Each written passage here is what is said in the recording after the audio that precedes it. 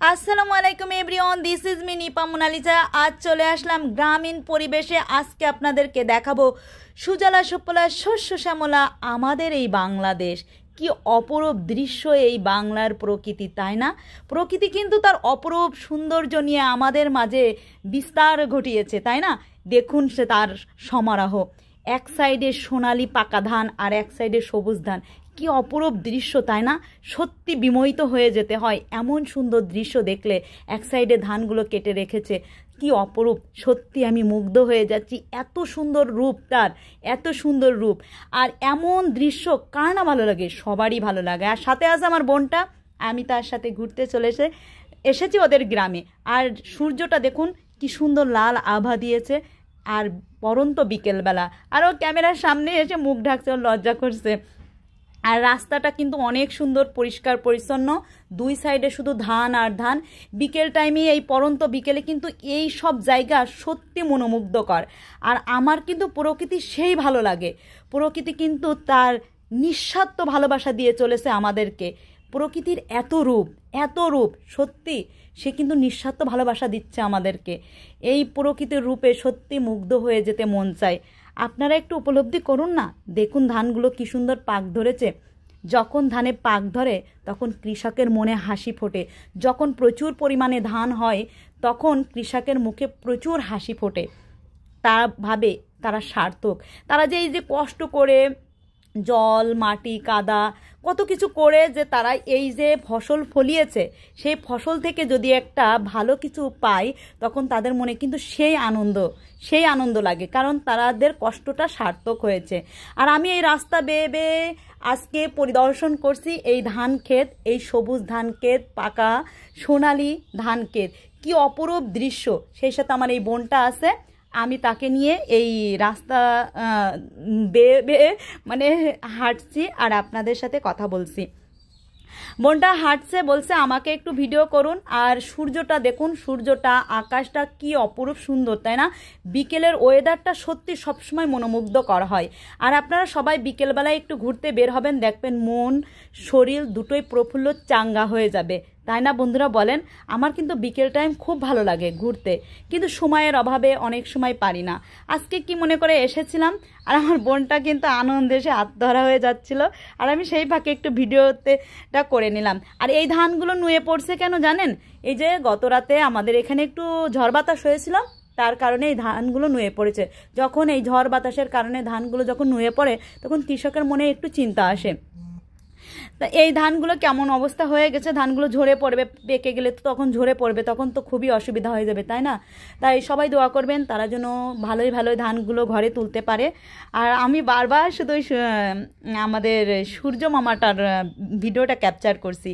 আর এই সাইডে ও ধান রয়েছে, দেখুন কিছু কিছু ধান উঠানো হয়ে গেছে, ওই যে খেজুর গাছ। আর এই যে চাচিরা ঘাস কেটে বাড়ি যাচ্ছে, আর আমার বোনটা দাঁড়িয়ে আছে। আমি শুধু ভিডিও করতে আসি, কিন্তু আমি সামনে আসবো ইতোমধ্যে আপনাদের। এটা একটা নদী, এটা আমাদের বাড়ির পাশের নদী কিনা আমি বলতে পারছি না। একজনের কাছে জিজ্ঞাসা করলাম, সে বলতে পারলো না এটা বুড়িভদ্রা নদী কিনা, কিন্তু নদীটা খুবই সুন্দর।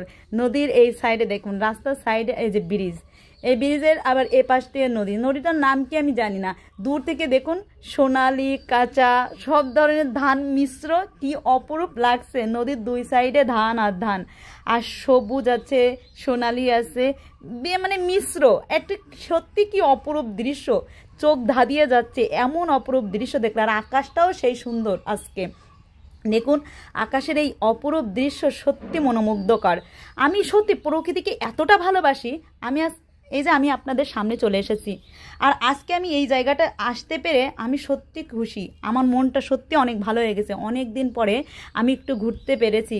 বেশি দূর না, আমার বাড়ি থেকে 5 টাকা 10 টাকা ভ্যান ভাড়া নাই। আমি একটু মুখটা খুলে, আমার বোনটা বলছে আমি তো এভাবে আসছি, আপনি একটু মুখটা খোলেন। আমি মুখটা খুলেছি বন্ধুরা, আমি মুখটা খুলে আপনাদের হাই জানাই। আর আমার বোনটাও কিন্তু পিছনে মুখ ঢেকে ঢেকে আসছে।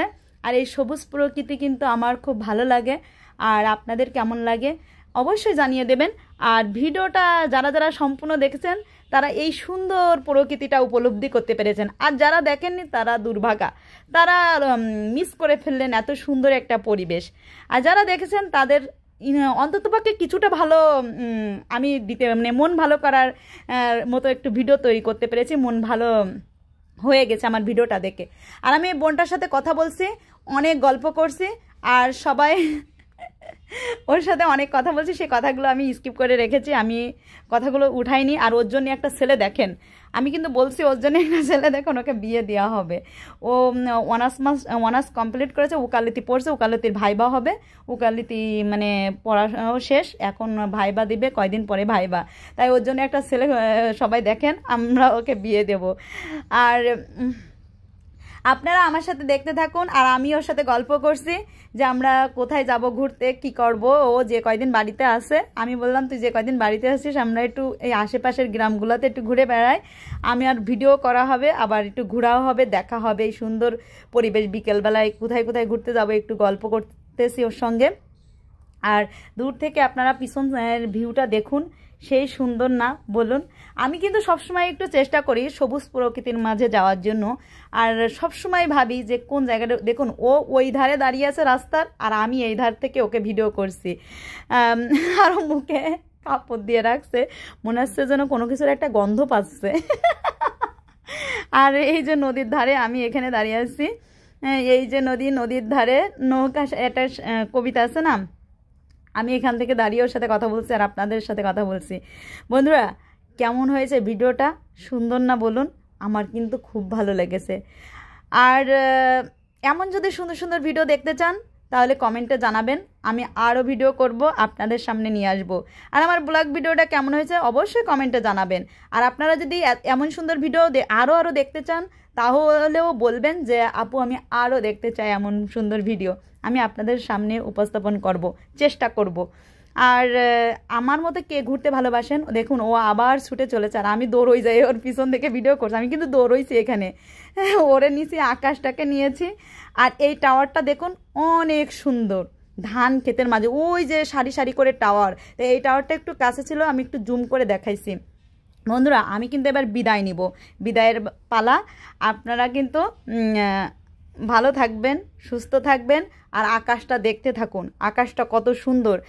আর আমার ভিডিওটা যারা স্কিপ করেছেন তারা দুর্ভাগা, আবারও বলবো, কারণ তারা দেখতে পারিনি। তাই আজকের মতো বিদায় নিচ্ছি, ভালো থাকবেন, আল্লাহ হাফেজ।